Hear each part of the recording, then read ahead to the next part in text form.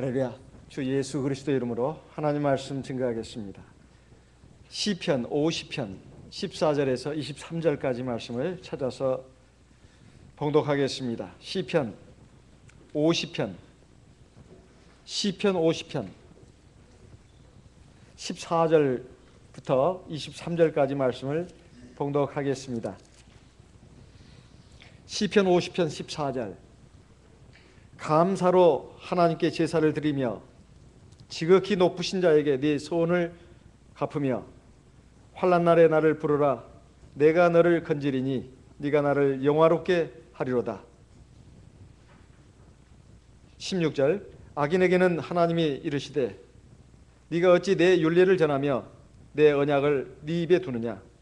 네가 교훈을 미워하고 내 말을 네 뒤로 던지며 도적을 본즉 연합하고 간음하는 자와 동료가 되며 네 입을 악에게 주고 네 혀로 괴사를 지으며 앉아서 네 형제를 공박하며 네 아들의 어미의 아들을 비방하는도다. 네가 이 일을 행하여도 내가 잠잠하였더니 네가 나를 너와 같은 줄로 생각하였도다. 그러나 내가 너를 책망하여 네 죄를 네 목전에 차례로 베풀리라 하시는도다. 하나님을 잊어버린 너희여, 이제 이를 생각하라. 그렇지 않으면 내가 너희를 찢으리니 건질 자 없으리라. 23절 같이 읽겠습니다. 감사로 제사를 드리는 자가 나를 영화롭게 하나니 그 행위를 옳게 하는 자에게 내가 하나님의 구원을 보이리라. 우리가 하나님을 믿고 하나님의 말씀을 의지해서 산다고 하면서 인생을 살고 있습니다. 우리가 하나님을 경외하는 하나님의 백성으로서 정말로 하나님이 나를 기뻐하시고 나와 함께 하시고 나에게 복을 주시는 그런 사람이 되려면 어떻게 할까요? 여기에 말씀을 보니까 하나님을 영화롭게 하는 자라는 말이 나오고 있습니다. 하나님을 영화롭게 하는 자. 14절에서 15절을 보게 되면 감사로 하나님께 제사를 드리는 사람, 그리고 지극히 높으신 자에게 자기 맹세를 갚는 사람, 그리고 하나님 앞에서 환난 날에 하나님을 향하여 기도하는 사람, 이런 사람을 하나님께서 그 고통과 절망 가운데서 구원해 주신다고 했습니다. 그렇게 해서 그 사람이 바로 하나님을 영광스럽게 한다고 했습니다. 영화롭게 한다는 것은 영광스럽게 한다는 말입니다. 그리고 그 말씀을 쭉 이어가지고 마지막 절에 가서 23절에 감사로 제사를 드리는 자가 하나님을 영화롭게 한다, 이렇게 되어 있습니다. 영화롭게 한다는 것은 영광스럽게 한다는 뜻입니다. 하나님을 영광스럽게 한다는 거예요. 그러면서 그 행위를 옳게 하는 사람에게 내가 하나님의 구원을 보여주실 것이다. 자, 우리가 하나님은 영광의 하나님이라고 알고 있습니다. 하나님, 우리가 찬송하지 않아도, 우리가 하나님을 경외하지 않아도 하나님이 이미 영광 가운데 계십니다. 그럼 우리가 하나님을 영광스럽게 한다는 것은 굳이 그렇게 할 필요가 없는데 왜 이렇게 해야 된다는 걸까요? 이미 하나님은 영광의 하나님이시고 하나님은 영광 중에 계십니다. 그리고 하늘의 나라에는 이미 많은 천사들에 의해서 섬김을 받고 있고 영광을 받으시고 있습니다. 그런데 왜 하나님은 우리에게 하나님을 영광스럽게 하는 사람이 되라고 하고 있을까요? 누구를 위해서일까요? 하나님을 위해서일까요? 아니면 나를 위해서일까요? 바로 나를 위해서입니다. 나 자신을 위해서 우리는 하나님을 영광스럽게 해야 합니다. 왜 우리가 하나님을 영광스럽게 해야 그것이 나를 위하는 길이 될까요? 그것은 바로 나에게 하나님의 구원이 임하기 때문에 그렇습니다. 하나님을 위해서가 아니라 나를 위해서 하나님을 영광스럽게 해야 합니다. 그러면 하나님을 영광스럽게 하는 것은 어떤 길일까요? 그 앞절을 보게 되면 하나님께 많은 짐승들을 잡아가지고 와서 하나님께 바치는 그런 제사에 대해서 말하고 있습니다. 8절, 9절을 보게 되면 내가 너의 재물을 인하여는 너를 책망치 아니하리니 네 번제가 항상 내 앞에 있음이로다. 그러니까 여기에 사람은 하나님을 잘 믿는 사람이라고 할 수 있습니다. 그리고 하나님 앞에 늘 제사를 드리는 사람이에요. 구약시대의 제사는 동물의 희생제사였습니다. 소나 양이나 염소, 비둘기 이런 걸 잡아가지고 하나님 앞에 바칩니다. 그렇게 해서 내 죄의 용서함을 받고 하나님의 말씀을 받고 하나님의 은혜와 복을 받는 그러한 형식으로 구약시대에 하나님께 드리는 제사가 이루어졌습니다. 그런데 여기 보게 되면 9절에 보게 되면 내가 네 집에서 수소나 네 우리에서 수염소를 취치 아니하리니 이는 산림의 짐승들과 천산의 생축이 다 내 것이며 11절 산의 새들도 다 나의 아는 것이며 들의 짐승도 내 것이미로다. 12절 내가 가령 주려도 네게 이르지 않을 것은 세계와 거기 충만한 것이 내 것이미로다. 13절 내가 수소의 고기를 먹으며 염소의 피를 마시겠느냐. 이 무슨 말씀일까요? 구약시대 성도님들이 하나님을 존경한다고 이제 하나님 앞에 바칠 소, 양, 염소, 비둘기를 취해가지고 하나님 제단 앞에 와서 그것을 잡아가지고 하나님 앞에 드리면서 하나님 앞에 경배를 했습니다. 이거 자체를 가지고 하나님이 뭐라고 할 것은 없다는 거예요. 그런데 종종 오해를 한다는 것입니다. 그러면 하나님이 이 수소 고기, 염소 고기, 그리고 양의 고기를 잡수시고 굉장히 흡족해 만족해 하시면서 나에게 복을 주시겠구나 이렇게 생각한다는 거예요. 그렇지만은 하나님은 보다 중요한 것을 말씀하고 있습니다. 보다 중요한 것을 말씀하고 있어요. 내가 배가 고파가지고 이 수소고기 그리고 암소고기, 그 양고기, 염소고기 이걸 내가 먹고 마시겠느냐? 이것은 다 원래 내 것이다. 내가 설령 배가 고픈다 하더라도 하나님 배가 고프시는 분이 아닙니다만은 내가 설령 배가 고프고 고기가 먹고 싶다 할 것 같으면 천지 만물에 있는 모든 것들이 다 내 것이고 또 산, 들 또는 바다에 있는 모든 동식물들이 다 나 하나님의 것인데 내가 굳이 너희들한테 그걸 달라고 해야 할 이유가 어디가 있느냐. 그것이 나를 기쁘게 한다고 생각하지 마라. 이런 뜻입니다. 그러면 정말 하나님을 기쁘시게 하는 게 뭐냐 이 말이에요. 하나님을 영화스럽게 한다, 하나님을 영광스럽게 한다는 것은 하나님을 기쁘시게 하는 걸 말합니다. 하나님을 기쁘시게 하는 것. 그 첫 번째로 뭘 말씀하셨냐면 감사로 하나님께 제사를 드려야 된다는 것입니다. 저도 몇십 년간 신앙생활을 하면서 사실 감사기도 뭐 이런 말씀은 귀에 못이 박히도록 들었습니다. 그래서 제 기도 가운데 맨 첫 번째 감사기도를 먼저 하려고 항상 그렇게 의식적으로 노력을 했습니다. 그러지 않을 때도 물론 있습니다. 너무 제 용건이 급할 때는 감사하고 뭐고 필요 없고 그냥 제 용건부터 막 들이밉니다. 그렇다 해서 하나님이 너 왜 그러냐 내 이놈 이렇게 야단치시는 분은 아니다 이 말이에요. 어떤 때는 제가 하나님 앞에 죄책감이 너무 많아서 그냥 회개기도부터 먼저 하는 경우도 있습니다. 그래도 하나님은 들으십니다. 그런데 우리가 제가 살아오면서 저 자신을 통해서 놓고 볼 때도 그렇고 우리 여러 많은 성도님들을 놓고 봐도 그렇고 이 감사가 상당히 부족하다 이걸 느낍니다. 이걸 많이 느낀다 이 말. 제가 왜 이걸 구체적으로 생각하게 됐나 그 경위를 한번 말씀드리겠습니다. 종종 우리 성도님들 그 기도하는 그 분들이 기도 시간이 너무 길다 이렇게 말씀하신 분이 지금은 거의 없습니다만 예전에 좀 있었습니다. 그리고 기도를 하려고 치면 뭘 기도해야 할지를 모르겠다 이런 분이 있다 이 말이에요. 기도를 해도 할 말이 없다는 거예요. 저는 그것을 통해서 중요한 그 단서를 찾았습니다. 저도 마찬가지고. 그리고 저도 자녀들을 키워보고 또 우리 교회 안에 성도님들과 같이 믿음 생활을 하면서 이 감사를 왜 하라고 했는지 그 이유를 드디어 깨닫게 되었습니다. 사실 감사를 하라는 것은 이건 중요한 그 목적이 있습니다.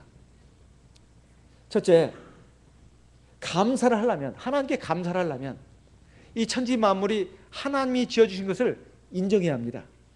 인정해야 돼요. 뿐만 아니라 하나님이 나를 이 세상에 내보내시고 나를 지금 먹고 살게 한다는 것, 이것을 인정해야 된다 이 말이에요. 첫째는 보이지 않는 하나님이 살아계신다는 것을 인정하는 믿음이 없이는 절대 감사할 수 없습니다.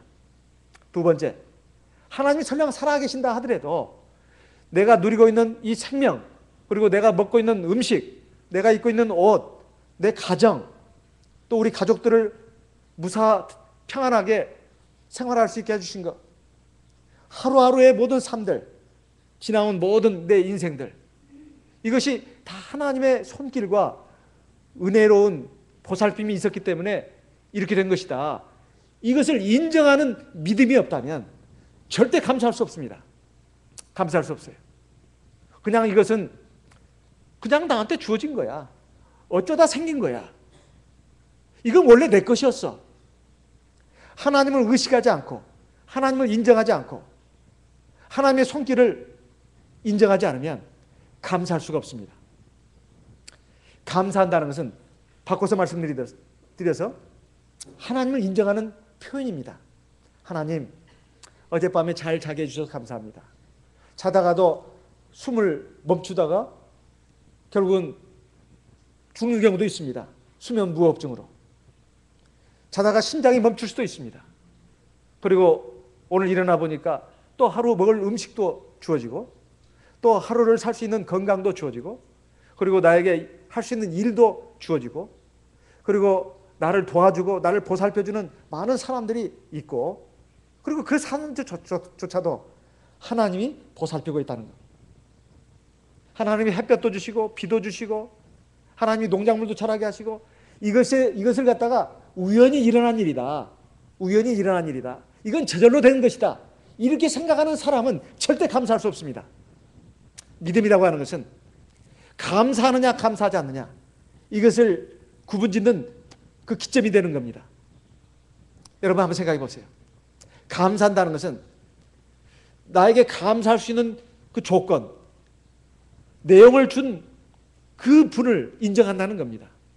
그분의 손길, 그분의 사랑, 그분의 능력, 그분의 섭리를 인정한다는 거예요.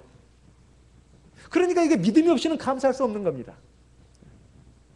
사실 우리가 하나님 말씀을 통해서 은혜를 받으면 은혜 받았습니다 하고 감사합니다. 하지만 그 말씀 가운데서 내 잘못을 깨닫게 해주시면 하나님 감사합니다. 이런 잘못을 깨닫게 해주다니요. 그리고 내가 잘하고 있는 부분에 대해서 내가 반신반의하면서 때로는 낙심도 하고 있었는데, 그러지 마라, 너는 지금 잘하고 있다, 어떤 격려하는 말씀이 있다면 거기에 대한 힘을 얻어가지고 그 길을 힘차게 걸어갈 수가 있습니다. 그래서 감사할 수 있다. 그래서 감사라고 하는 것은 하나님을 인정하는 기본적인 신앙의 행위입니다. 그래서 감사는 신앙이 없이는 절대로 할 수 없는 거예요. 바꿔서 말씀드리면 신앙이 있는 사람은 반드시 감사하게 되어 있습니다. 잠언 3장 말씀을 보겠습니다. 잠언 3장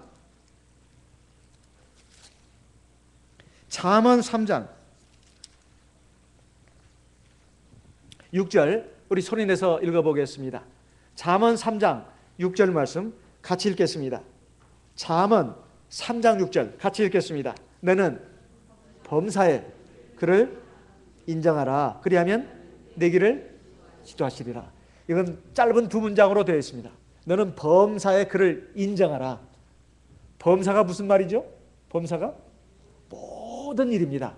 모든 일에 누구를 인정하라고요? 하나님을 인정하라. 이게 무슨 말이에요? 모든 일에 하나님을 인정하라는 것은 모든 일 가운데 하나님이 계신다 안 계신다? 계신다는 것입니다. 이 모든 일이라고 하는 것은 나에게 주어지는 모든 사람, 모든 사건, 나에게 주어지는 모든 물자, 물건들, 이것들 다 하나님이 주시고 허락하신 것이니까 그 하나님의 손길을 인정하라는 뜻입니다. 그러면 하나님께서 네 길을 지도하신다고 되어 있어요. 이 지도하신다는 말은 하나님이 너에게 복을 주시고 은총을 베푸신다는 뜻입니다.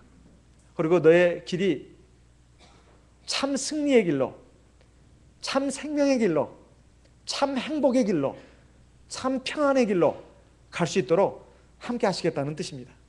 이게 얼마나 중요한 것입니까? 그래서 난 요즘 너무 바빠가지고 하나님 앞에 감사할 시간이 없어요. 그리고 기도할 시간도 없습니다.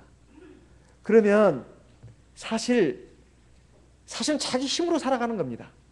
이건 원래 내 것이라고 생각하면서 살아간다 이 말이에요. 그런데 아침에 일어나서 하나님 앞에 기도를 합니다. 그러면서 감사 기도를 한다 이 말이에요. 그리고 하루 일과를 마치고 잠자리에 들기 전에 또 하나님 앞에 감사 기도합니다.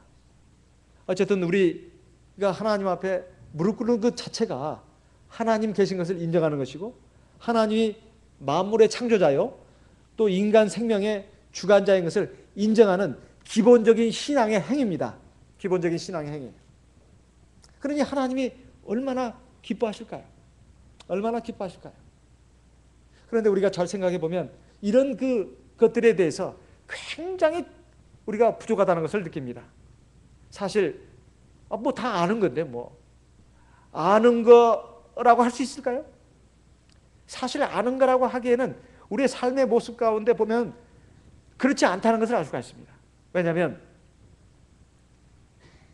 늘 우리는 마음에 불안한 감도 가지고 있고, 그리고 또 어떤 어려운 문제가 닥쳤을 때 굉장히 힘들어하고 고통스러워합니다. 뿐만 아니라 어떤 유혹이 올 때 쉽게 넘어집니다. 그리고 어떤 상황, 그것에 하나님의 말씀을 적용시켜야 될 그런 상황에 가서 하나님의 말씀을 적용하지 않아요. 그저 내 인간적인 감정, 내 의욕, 혈기, 이걸 의지합니다. 왜냐하면 하나님 눈에 안 보이니까. 평상시에 하나님을 인정하지 않았거든요. 평상시에 하나님을 인정하지 않은 사람이 구체적인 삶의 현실 가운데서 하나님을 인정할 수 있겠냐 이 말이에요. 그래서 다 자기 생각대로 나가죠. 자기 마음대로 나갑니다. 자기 감정대로 나간다 이 말이에요. 평상시에 하나님을 인정한 사람은 눈을 떠도 하나님을 인정합니다. 그러니까 하나님 마음속에서부터 하나님의 말씀도 생각하고 자기 안에 계신 하나님의 성령을 생각합니다. 그래가지고 내가 이 순간 어떻게 할 것인가, 하나님을 지금 여기에 계신다고 인정하는 사람은 함부로 말하지 않습니다. 함부로 행동하지 않습니다. 잘못 말하거나 잘못 행동하는 일이 거의 없어요. 거의 없어요. 대부분 사람들이 자기 생각, 자기 감정, 자기 혈기로 말하고 행동하는 그 밑바탕에는 하나님을 인정하는 믿음이 없는 겁니다. 그런데 이것이 우연히 그렇게 된 것이 아닙니다. 평상시의 신앙생활 자체가 겉껍데기 신앙생활을 했어요. 피상적인 신앙생활을 한 겁니다. 하나님의 말씀을 듣고 하나님 앞에 기도하고 하나님 앞에 찬송하는 이 예배 시간만 그래도 신앙적인 모습이고, 그 외에는 그저 자기 생각대로 자기 감정대로 자기 마음대로 살아간다 이 말이에요. 이것을 탈피하려면 어떻게 해야 되느냐, 가장 좋은 방법을 하나 말씀드리겠습니다. 그것은 바로 하나님 앞에 감사하는 거예요. 첫째, 눈 떴을 때 감사합니다, 감사합니다, 이에 부채합니다. 대만에 교회 갔을 때 제가 성도님들에게 많은 들은 얘기가 깐셰주, 주님 은혜 감사합니다.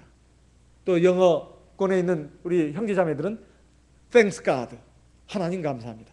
입에 붙었어요. 입에 붙었어. 그래서 처음에는 저는 이 사람들이 그냥 습관이 돼가지고 하는 말인가 그렇게 생각이 들었습니다.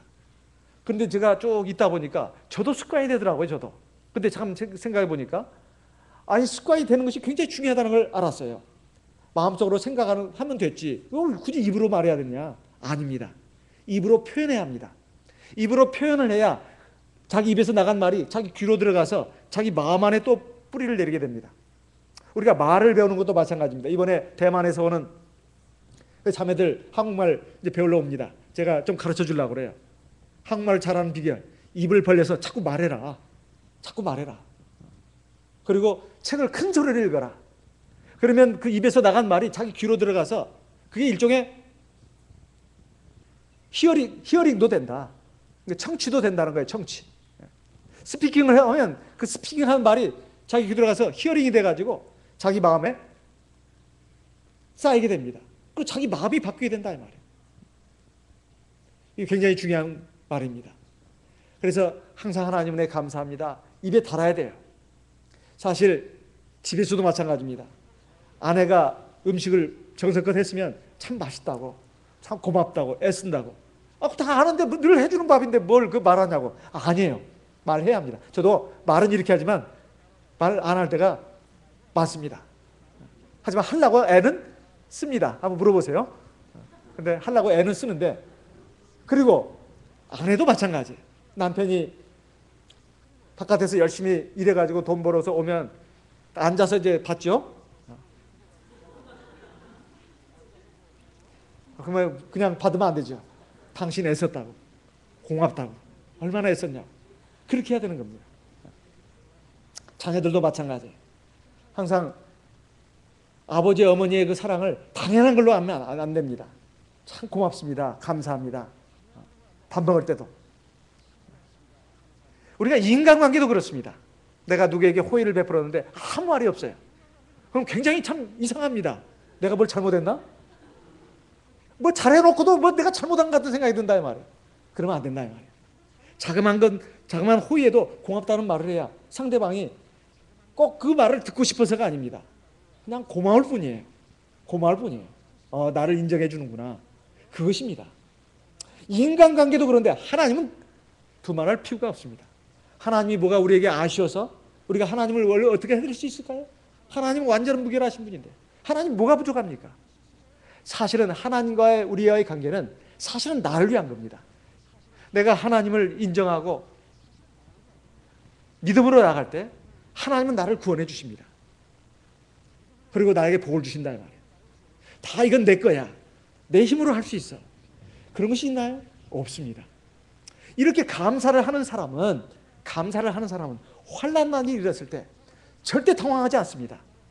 고통과 어려움이 왔을 때 절대 불안해하지 않아요. 왜? 하나님을 인정하니까. 그때 그는 뭐 하나님을 원망한다거나 자기 인생 신세 한탄을 한다거나 그러지 않습니다. 이미 하나님 살아계신 것을 알고 인정하는 바탕에서 하나님의 은혜를 늘 누리면서 살았기 때문에 기가 막힌 일, 고통스러운 일을 만났을 때 가만히 있지 않습니다. 여기 시편 50편 15절에 보면 환난 날에 나를 부르라. 내가 너를 건지리니 네가 나를 영화롭게 하리로다. 하나님께 늘 평상시에 감사하는 사람은 하나님이 나에게 본래 주시고자 하는 것이 뭔지를 압니다. 결론을 안다 이 말이에요. 결론. 인생의 결론을 알아요.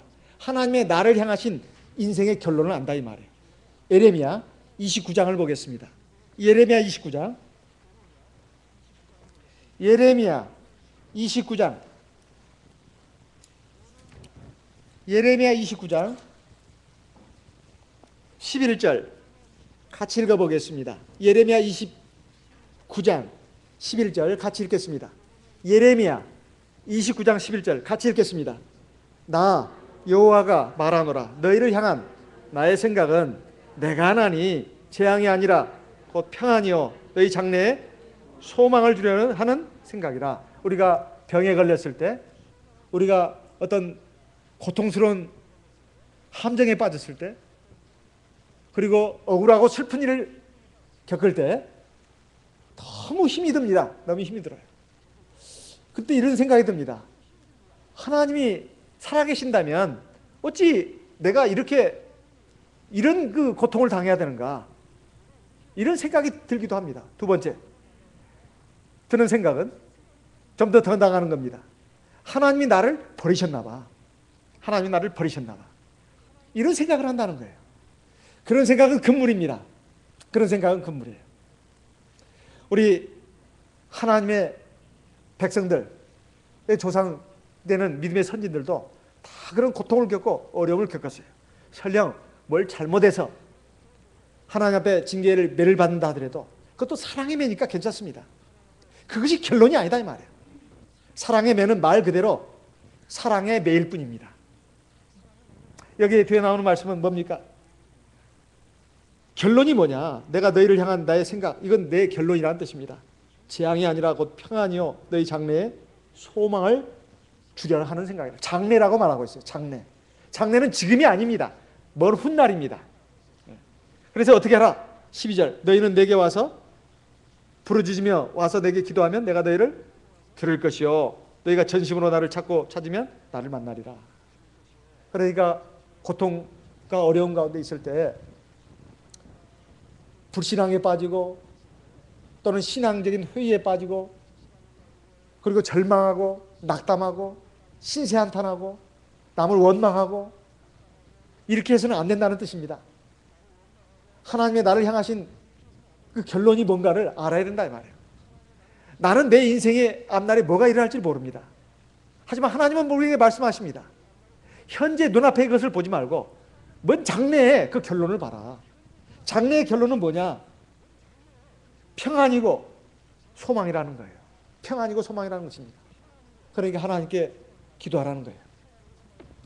언젠가 대만의 어떤 자매가 몸에 병이 있어가지고 하나님 앞에 간절히 기도했습니다. 늘 아파서 견딜 수가 없어요. 하루하루 사는 것이 너무 힘들었습니다. 인생에 아무 낙이 없어요. 몸이 아프다 보니까 할 일도 제대로 못합니다. 그리고 가족들에게는 뭔가 부담을 주는 것 같아요. 그리고 사람들하고 잘 어울릴 수도 없습니다. 그래서 이 자매는 너무나 마음으로 힘이 들고 또 아무 소망이 없다고 생각이 돼서 하나님 앞에 내가 기도해야 되겠다. 기도를 해도 하나님께서 잘 안 들어주시는 것 같아요. 그래서 이 자매가 어느 날 내가 금식 기도를 해야 되겠다 해가는 작정하고 금식 기도를 했습니다. 그래서 금식 기도를 하면서 하나님 앞에 간절히 기도했습니다. 그랬더니 어느 날 하나님이 보내신 천사가 자기 눈앞에 탁 나타났어요. 나타나가지고 이제 물끄러미 자기를 쳐다보는 겁니다. 흰 옷 입은 천사가 자기를 바라보고 있는 거예요. 이 자매는 너무 기뻤습니다. 너무 기뻤어요. 그래가지고 천사님, 하나님께서 내 기도를 들으시고 당신을 나한테 보내셨군요. 이제 내 이 고통을 좀 아시고 나를 불쌍히 여겨서 내 병을 좀 낫게 해주십시오. 이렇게 하소연을 했습니다. 그랬더니 그 천사가 우리 자매님한테 하는 말이 찬송 몇 장을 불러라 그러더라는 거예요. 그래서 찬송을 폈습니다. 그걸 불러라는 거예요. 그래서 불렀습니다. 그 찬송가의 내용은 하나님을 찬송하라요. 하나님의 은혜에 감사라는 내용의 가사였습니다. 하나님을 찬송하라, 하나님의 은혜에 감사라. 그것이 그 찬송가의 가사의 내용이었어요. 그래서 그 찬송을 불렀습니다. 하나님을 찬송하라, 하나님의 감사라. 왜 불렀을까요? 이 자매님이 자기 병 낫고 싶어서. 자기 지금 찬송 부를 그 마음도 없어요, 솔직히. 힘이 듭니다. 힘이 들어요. 그렇지만은 자기 병 낫기 위해서라면 무엇인지 못하겠어요. 개똥이라도 먹을 것 같습니다. 근데 찬송을 부르라고 하니까 이건 그렇게 어려운 일이 아니잖아요. 그래서 찬송을 불렀습니다. 찬송을 불렀더니 천사가 자기를 떠나가더래요. 그래서 이 자매가 찬송을 부르다 말고 천사님 어디 왜 가시냐고, 왜 내 병 안 고쳐주고 가시냐고, 찬송을 불러라, 계속 찬송을 불러라 그러더라는 겁니다. 그래서 이 자매가 계속 그 찬송을 열심히 불렀대요. 하나님을 찬송하라, 하나님 내 감사하라. 그렇게 찬송을 계속 부르다 보니까 천사는 가면서 그 찬송 불러라, 찬송을 불러라. 이 자매가 찬송을 부르다 보니까 하나님 은혜에 감사하라, 하나님을 찬송하라, 그런 내용이었어요. 부르다 보니까 진짜 하나님 은혜가 깨달아졌어요. 그리고 자기가 얼마나 하나님의 은혜 가운데 있는지, 막 그 지금까지 태어나면서부터 지금까지 온 거, 자기가 하나님 앞에 구원받은 거, 그리고 하나님의 은혜로 지금까지 살아온 거, 그리고 자기가 지금 누리고 있는 많은 것들을 생각해 보니까 감사할 것이 너무너무 많더라는 겁니다. 그러면서 막 마음에 기쁨이 넘쳐 흐르더래요. 성령이 충만해졌습니다. 그래서 막 뛸 듯이 기뻤습니다. 막 찬송을 부르면서 눈에서는 눈물이 나오지만은 마음속에서는 넘치는 기쁨이 흘러나왔어요. 그러는 가운데 막 온몸이 뜨거워지고 가벼워지더라는 겁니다. 병이 나와버렸어요. 병이 나왔습니다. 사실 이 자매에게 하나님이 보낸 천사가 한 말은 바로 오늘 저와 여러분에게 하는 말이기도 합니다. 우리가 사실 감사 귀에 못이 박히도록 많이 들은 하나님의 말씀 가운데 하나입니다. 감사라고 하는 것은 그저 어떤 특별한 일이 있을 때만 감사라는 게 아닙니다. 사실은 모든 일에 감사라는 거예요. 사실 그래서 우리가 기도를 할 때 나는 기도해도 할 말이 없습니다. 그리고 왜 시간이 긴지 모르겠습니다. 이런 분은 근본을 얘기하면 신앙이 없는 겁니다. 그분을 욕하는 것이 아닙니다. 절대 욕하는 게 아니에요. 가슴에 손을 얹고 가만히 생각해 보세요. 그분도 또 상대방도 아니 그것이 나일 수도 있습니다. 신앙이 없는 거예요. 신앙이 없다는 것은 하나님을 인정하지 않는다는 뜻입니다. 평상시에 내가 내 지금 이 생명 그리고 내 육신의 건강 그리고 내가 지금 살고 있는 집 그리고 먹고 있는 음식 모든 것들이 다 하나님이 주신 겁니다. 그리고 평안함 다 하나님이 주신 것이다 이 말이에요. 그걸 인정을 안 하니까 감사할 게 없죠. 기도할 때 뭐 할 말이 없는 겁니다. 할 말이 없는 거예요. 항상 나는 내 용건만 말합니다. 뭐 아쉬운 거나 다급한 거나. 근데 그것만 말하기가 좀 뭐하니까 그냥 미안하잖아요. 그냥 인사치레로 잠깐 감사하는 겁니다. 하나님 그냥 감사합니다. 뭐 밑도 끝도 없어요. 그냥 감사합니다. 정말로 진심으로 감사하게 하나님의 그 은혜를 생각하면서 깨닫고 감사하고 있는가? 그러지 않는 경우가 대부분이라는 거예요. 그저 감사를 해도 습관적인 감사입니다. 의례적인 감사예요. 그래서는 안 된다는 거예요. 우리가 설령 매일매일 하는 기도 가운데 매일 드리는 감사 기도를 하더라도 생각하면서 감사해야 합니다. 그래야 감사를 받는 대상이 그를 알지요. 제가 누군가에게 좋은 호의를 베풀었습니다. 그런데 그냥 땡큐, 쎄쎄 이거 완전히 의례적인 감사입니다. 근데 진짜 마음으로 참 고맙다, 참 감사하다 이런 마음이 있으면 반드시 표현이 되게 되어 있습니다. 어떻게 해요? 말로 나오게 되어 있고 기도로 나오게 되어 있어요. 또 두 번째, 삶의 모습이 바뀝니다. 이게 굉장히 중요한 부분이에요. 하나님의 은혜에 감사하는 사람은 삶의 모습이 달라요. 어떻게 될까요? 기쁨이 넘칩니다. 기쁨이 넘쳐요. 아니 그건 너무 생뚱맞은 소리인데요. 너무 우리 현실과 맞지 않는 소리입니다. 아니에요. 잘 생각해 보세요. 하나님 은혜에 정말 감사하는 그런 신앙을 가지고 하나님 앞에 감사하고 있고 그런 기도를 하고 있는 사람은 현실의 삶에 대해서도 덜 감사합니다. 왜? 범사에 그걸 인정하고 있으니까. 왜 짜증을 내야 할 이유가 어디가 있어요? 짜증나, 짜증나. 나는 늘 히스테리야. 짜증나. 이렇게 하는 사람이 될 수 있을까요? 없어요. 그저 나에게 뭐 일이 많으면 그래도 내가 대단한 사람인가 보다. 그러니까 하나님이 나한테 이렇게 많은 일을 맡기지. 그리고 나에게 건강을 주시니 얼마나 좋아. 나는 왜 이렇게 일이 많나? 짜증내지 않습니다. 그래도 내가 일할 수 있다는 게 얼마나 감사하냐 이 말이에요. 무의도시 가는 사람 죽을 지경입니다. 일 많다고 하는 것은 이건 내가 그만큼 중요한 인물이라는 뜻이에요. 얼마나 감사합니까? 할 일 없이 빈둥거리는 사람이 이게 죽을 맛입니다. 얼마나 감사하냐 이 말이에요. 그리고 그렇게 힘들다고 해도 이제 한번 퇴직해 보세요. 할 일 없는 그런 사람이 되면 하루하루 시간이 너무 지겹습니다. 힘들어요. 지금 내가 활동하고 살아있다는 것이 얼마나 감사한지 모릅니다. 그리고 설령 지금 내 눈앞에 어렵고 답답하고 힘겨운 순간이 있습니다. 그래도 믿음 있는 사람은 감사하는 사람은 믿음 있는 사람이고 믿음 있는 사람은 감사하는 사람입니다. 이게 결론이 아니라고 생각을 합니다. 그러니까 감사한다 이 말이에요. 결론은 아직 나타나지 않았습니다. 그것이 며칠 후에 일어날지 몇 달 후에 일어날지 몇 년 후에 일어날지는 모르지만은 하나님이 생각하는 정확한 시간에 그 결론이 나타난다 이 말이에요. 그러니까 감사하다 이 말이에요. 그런데 믿음이 없는 사람은 얼굴이 항상 우거지상입니다. 진짜 우거지상이에요. 그리고 막 짜증이 납니다. 이것은 쉬운 말로 한다면 하나님의 말씀을 비춰서 얘기한다면 아직 온전한 믿음이 아니에요. 믿음이 있는 사람은 범사에 하나님을 인정한다고 했으니까 이게 결론이 아닌 줄 아니까 결론은 이제 뒤에 있고 하나님이 나에게 가장 좋은 것으로 주실 줄 아니까 하나님께 감사합니다. 그래서 오늘 읽은 시편 50편 23절에 보면 감사로 제사를 드리는 자가 나를 영화롭게 하나니 그 행위를 옳게 하는 자에게 내가 하나님의 구원을 볼 것이다. 이렇게 말씀했습니다. 신약시대도 마찬가지입니다. 신약시대도 마찬가지예요. 우리가 오병이어 기적은 많이 들었습니다. 마태복음 14장에 보면 그 많은 무리들, 남자만 5,000명, 여자까지 하면 한 2만 명은 될 겁니다. 아이들까지. 그 많은 사람을 놓고 겨우 보리떡 5개 그리고 작은 생선 2마리를 가지고 누구 입에다 풀칠할 거냐 이 말이에요. 이건 막막한 현실입니다.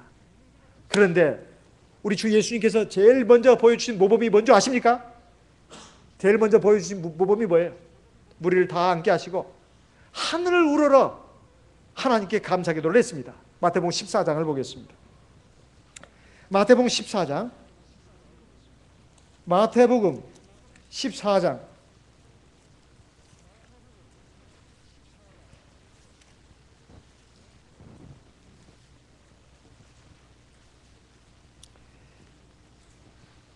17절부터 19절까지 말씀을 보겠습니다. 마태복음 14장 17절에서 19절. 제자들이 가로되 여기 우리에게 있는 것은 떡 5개와 물고기 2마리 뿐이니이다. 18절.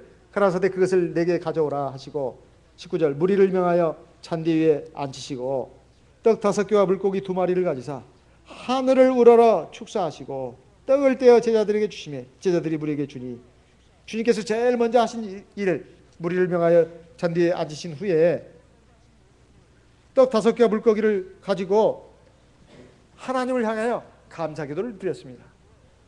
이것은 예수님께서 본래 하나님이신데 누가 누구에게 감사를 한단 말입니까? 사실은 이것은 저와 여러분들에게 본을 보이신 겁니다. 현실이 아무리 막막하고 답답해도 그것을 육신의 눈으로 보지 말고 하나님이 함께 하시고 하나님이 보살피시고 하나님이 주관하신다. 이런 믿음을 가진 사람이라면 마땅히 하나님 앞에 이것이 아무리 작은 것이라 할지라도 감사한다 이 말이에요. 내가 처한 현실이 아주 초라하고 빈약해도 절대 거기에 낙심해서는 안 됩니다. 낙담해서는 안 된다 이 말이에요. 하나님이 나를 책임져 주시고 나를 이끌어 주십니다. 나를 보살펴 주신다 이 말이에요. 이제 이 음식을 주신 것만 해도 얼마나 감사냐 이 말이에요. 사실 보리떡 5개, 작은 생선 2마리는 어린아이의 점심 식사용이었습니다. 그런데 그 5,000명이 넘는 많은 사람들이 배가 부르게 먹었다고 했어요. 배가 부르게. 그리고도 남은 조각이 12바구니나 가득 찼다고 했습니다. 이게 하나님의 역사입니다. 우리가 이 세상에 태어날 때 아무것도 가지고 나오지 않았습니다. 우리 빈손으로 나왔다 이 말이에요. 지금까지 살아온 걸 한번 생각해 보세요. 도대체 어떻게 살아나왔을까요? 하나님 은혜입니다. 하나님의 보살핌입니다. 앞으로 살 날이 몇 년이 남았을지 몇십 년이 남았을지 모릅니다. 그것도 하나님 은혜와 보살핌으로 합니다. 그런데 중요한 것은 하나님의 은혜와 보살핌은 이렇게 엄연히 살아있는데 문제는 그 하나님에 대해서 나의 태도입니다. 나의 하나님에 대한 태도, 내가 인생을 바라보는 태도가 너무 문제가 있다는 거예요. 너무 문제가. 그 문제는 다른 게 아닙니다. 하나님을 인정하지 않는 거예요. 나는 하나님 인정하는데요. 인정하니까 이 안식일에 교회 나오죠. 그리고 예배도 드리죠. 그렇지만 그 알맹이로 한번 들어가 봅시다. 알맹이로 들어가서 우리의 현실 삶 속에서 정말 하나님의 살아계심을 인정하고 있습니까? 하나님의 능력을 인정하고 있어요? 그렇다면 우리가 늘 기쁘고 감사하는 마음을 가져야죠. 데살로니가전서 5장 17절, 18절 말씀을 보겠습니다. 데살로니가전서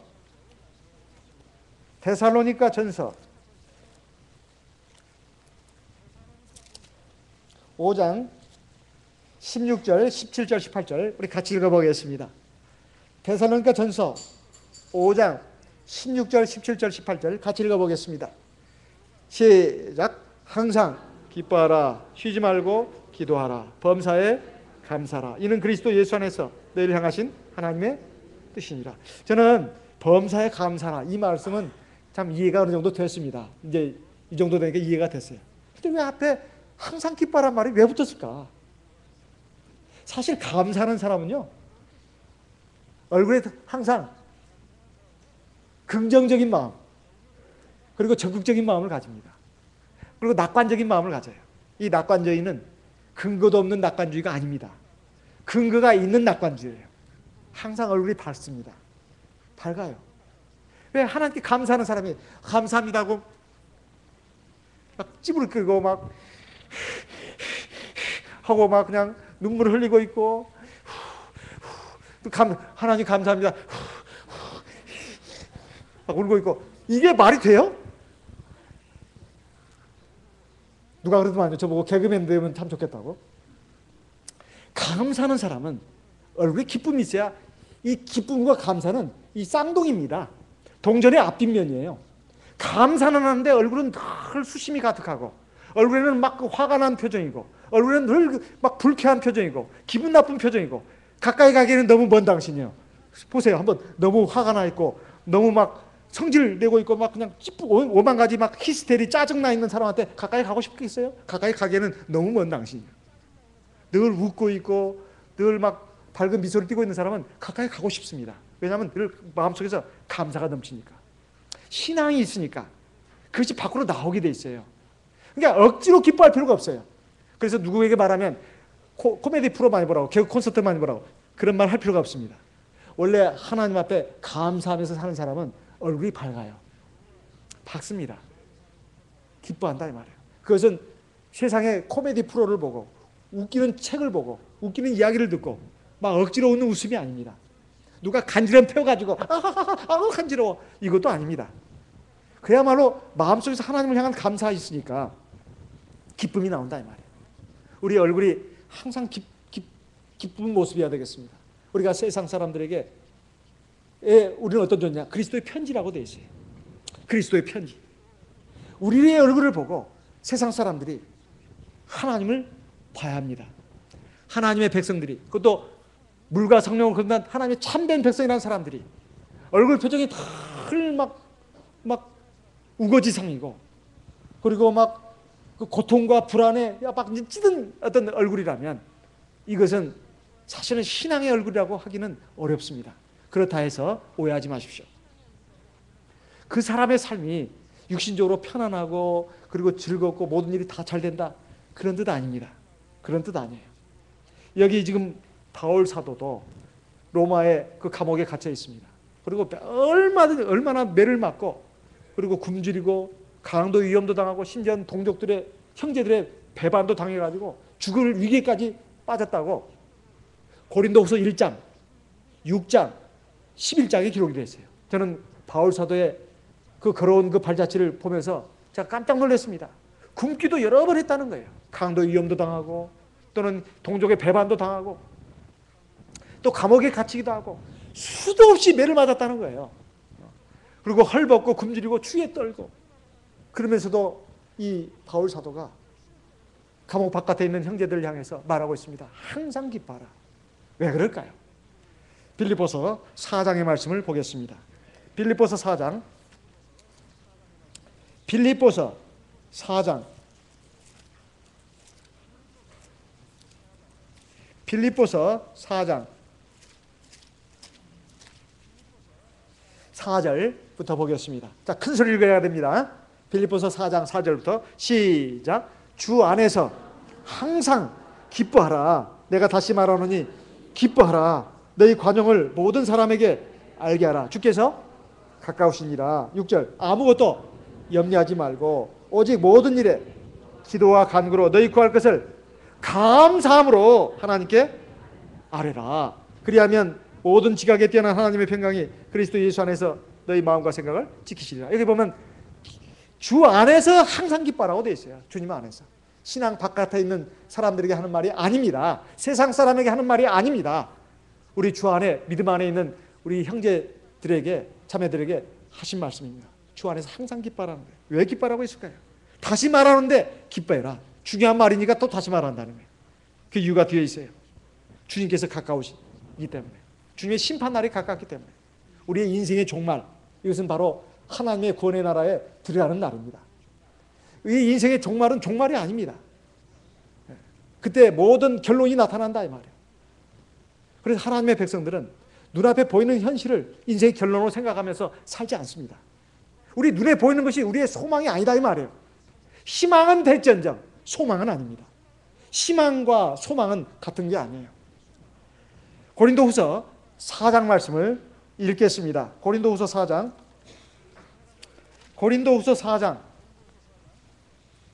17절 18절 같이 읽겠습니다. 고린도후서 4장 17절 18절 같이 읽겠습니다. 우리의 잠시 받는 환난에 경한 것이 지극히 크고 영원한 영광에 중한 것을 우리에게 이루게 함이니 18절 우리의 돌아보는 것은 보이는 것이 아니요 보이지 않는 것이니 보이는 것은 잠깐이요 보이지 않는 것은 영원함이니라. 믿음이 있는 사람은 소망이 이 현실 세계에 있지 않습니다. 저 장래에 있다 이 말이에요. 근데 그 장래는 곧 닥쳐올 장래입니다. 곧 닥쳐올 장래예요. 금방 옵니다. 멀었는데요. 나는 지금 20대인데 금방 와요. 30대 40대 쏜살같이 지나갑니다. 50대 더 가까워야 왔습니다. 60대 70대요? 얼마 안 남았습니다. 우리 인생은 금방 우리 인생의 종말에 온다 이 말이에요. 우리의 소망이 이 세상에 있는 건 아니지 않습니까? 저 하나님 나라에 있잖아요. 그러니까 내 인생은 이제 끝났네. 난 종쳤네. 그렇게 생각하면 안 됩니다. 우리가 믿음이 있다면 그 장래의 소망을 생각하면서 눈에 보이는 내 어렵고 힘든 현실에 대해서 낙담하고 절망하지 않습니다. 이것은 그 사람의 소망이 저 하나님 나라에 있는 것이 아니라 이 세상에 있다는 뜻입니다. 이게 믿음이겠습니까? 믿음이 아니죠. 그럼 이 세상에서 늙지도 않고 병들지도 않고 죽지도 말아야죠. 계속 살아야죠. 영원히. 예? 죽지도 않고 늙지도 않고 병들지도 않고 계속 살면 되잖아요. 그게 우리의 소망이겠습니까? 그건 소망이 아니잖아요. 그러니까 우리가 항상 기뻐하고 감사한다는 것은 인생의 결론을 갖다가 우리 눈 현실에다 두지 않고 저 멀리 둔다는 뜻입니다. 그는 곧 다가올 장래예요. 그러니까 그런 사람은 인생에 일어나는 모든 일들이 다 하나님이 나의 유익을 위해서 나를 다듬고 나를 온전하게 해서 결국 완전한 축복을 주시려고 나를 이렇게 이끌어 가신다. 그러니 감사할 뿐이죠. 얼마나 감사합니까? 어떤 사람이 그러더만요. 해병대에 출신인 것을 굉장히 자랑하는 사람이 있습니다. 얼마나 그 가면 죽을 듯한 고생을 하는지 모릅니다. 그렇지만 자기가 해병대 출신이라고 굉장히 자랑합니다. 미국 하버드 대학교 세계 최고의 명문 대학교입니다. 들어가면 죽도록 공부해야 합니다. 죽도록 공부해야 합니다. 그렇지만은 그것이 너무 힘들다, 괴롭다 하는 사람이 있을까요? 다 부러워하지 않습니까? 우리가 인생 최고의 인생 대학이 뭐냐? 하나님께서 함께 하시고 낮에는 구름 기둥으로 밤에는 불 기둥으로 인도하시는 것, 이것이 제일 중요한 것입니다. 때로는 광야길, 사막길, 때로는 사망의 음침한 골짜기를 간다 할지라도 사실은 하나님께서 나에게 베풀어 주신 최고의 교육 과정이다 이 말이에요. 최고의 인생 대학입니다. 그러니 감사하죠. 그것을 갖다 불행하다, 너는 정말 아주 잘못됐다 이렇게 말한다면 그건 인간적인 시각으로 말하는 겁니다. 하나님께서 나에게 나를 이럴 외모, 이런 재주, 이런 능력을 갖고 이 세상에 태어나게 했습니다. 내 눈앞에 펼쳐진 현실이 내가 바라는 만큼의 세상적인 화려함이나 이런 건 없다 할지라도 사실 중요한 것은 그것이 인생의 성패를 가름하는 것이 아닙니다. 중요한 것은 하나님이 나와 함께 하시는 것, 그리고 나를 인도하시는 것, 그리고 나를 위해서 예비하신 영원한 생명의 멸관이 예비됐다고 하는 것, 이것이 중요한 겁니다. 그러니까 우리는 늘 감사하고 기뻐할 수 있는 겁니다. 어려움이 와도 하나님이 나를 훈련하시는 것이다, 나를 다듬는 것이다, 나에게 더 좋은 걸 주려고, 또 이것을 통해서 하나님의 놀라운 역사와 능력이 나타나도록 하기 위해서 이렇게 하시는 것이다. 고린도후서 12장에 보면 바울 사도가 자기 몸에 있는 병을 가지고 3번이나 하나님께 기도했다는 것이 나옵니다. 그런데 하나님의 응답이 내 은혜가 네게 족하다, 이는 내 능력이 약한 데서 온전해집니다. 이 응답을 받고는 자기 약한 것들, 자기 가난한 것들, 자기 어려운 것들을 갖다가 오히려 자랑스럽게 생각한다고 했습니다. 우리가 이런 믿음을 가지고 나가는 저희들이 되어야 되겠습니다. 우리 다 같이 이 시간 들으신 말씀을 기억하시고 하나님 말씀을 기도의 제목으로 삼아서 하나님 앞에 기도하도록 하겠습니다. 나와 내 가정을 위해서 기도하는 가운데 특별히 우리가 신앙으로 하나님 앞에 감사하는 그런 사람이 되게 해달라고, 이것은 하나님이 내 삶의 곳곳에 함께 하시고 주관하신다는 것을 인정하는 그 믿음을 달라는 것입니다.